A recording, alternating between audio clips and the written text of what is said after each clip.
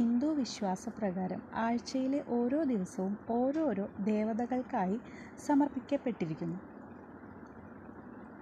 പരമ്പരാഗതമായി വിശ്വസിച്ചു പോരുന്ന സങ്കല്പങ്ങളുടെയും ആഴ്ചയുടെ പ്രത്യേകതകളുടെയുമെല്ലാം അടിസ്ഥാനത്തിലാണ് ഈ സമർപ്പണം. വിശ്വാസികൾ ഏറെ ഭയത്തോടെ വീക്ഷിക്കുന്ന ഗ്രഹമാണ് ശനി. നമ്മെ കുഴപ്പങ്ങളിൽ ചാടിക്കുകയും ധാരാളം ചീത്ത അനുഭവങ്ങൾ നൽകുകയും ചെയ്യുന്ന ആളാണ് ശനിയെ കരുതപ്പെടുന്നത്.